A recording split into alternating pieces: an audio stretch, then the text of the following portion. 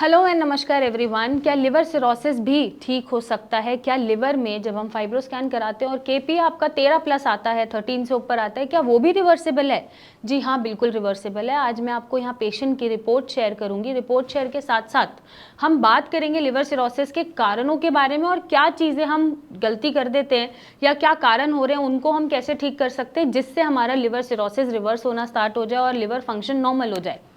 तो ये रिपोर्ट आप इंजॉय करिएगा। ये जो पेशेंट है हमारे पास आए थे केपीए 30.8 लेके 30.8, जब हमसे उनका इलाज चला 2 महीना लगभग, तो उनका केपीए 22.8 आया है। दैट मीन्स उनका लिवर अब रिवर्स कर रहा है और डैमेजेस से भी रुक रहा है और अब शायद सिरोसिस से वो अपनी लास्ट जो प्रीवियस स्टेजेस होती हैं, रिवर्स की स्टेजेस होती हैं, नॉर्मल की तरफ जो स्टेजेस होती हैं, उनको वो फॉलो कर पाएंगे।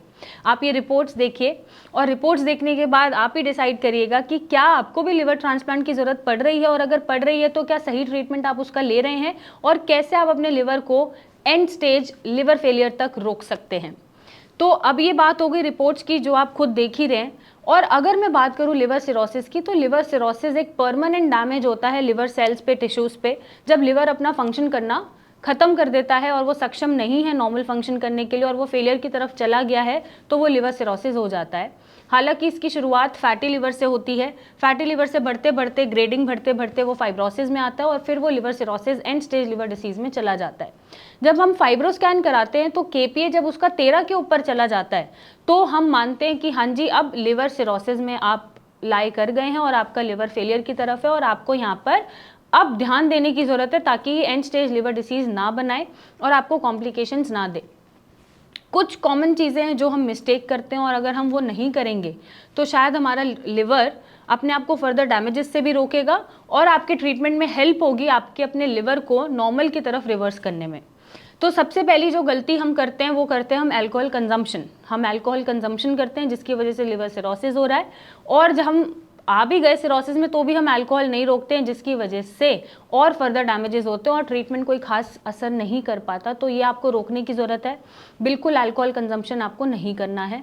दूसरी गलती हम करते हैं कि यस, शुगर इंटेक बहुत करते हैं डाइट में, जिसकी वजह से जिनका नॉन अल्कोहलिक फैटी लिवर होता है वो प्रोग्रेस होते होते लिवर सिरोसिस में चला जाता है। तो यहाँ पर आपको शुगर इंटेक नहीं करना है, उसको रोकना है और अपने लिवर को काम करने देना है ताकि वो फर्दर डैमेजेस पे ना जाए और रिवर्स भी हो जाए।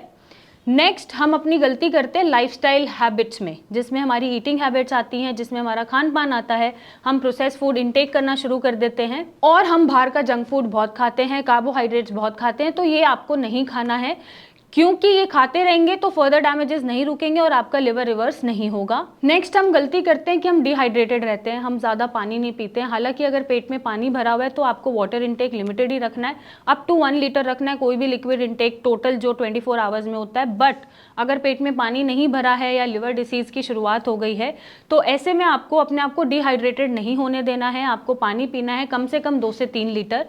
नेक्स्ट हम ये गलती करते हैं कि हम कोई भी फिजिकल एक्टिविटी नहीं करते हैं जिससे हमारा लिवर फेलियर की तरफ बढ़ता चला जाता है। तो आपको शुरुआत से ही जब फैटी लिवर हुआ है तभी से आपको कोई फिजिकल एक्टिविटी करनी है और इनफैक्ट फैटी लिवर होने के पहले भी आपको कोई ना कोई फिजिकल एक्टिविटी करनी है जिससे फैटी लिवर भी ना बने और लिवर सिरोसिस तक आपको ना पहुंचना पड़े, लिवर आपका नॉर्मली फंक्शन करे।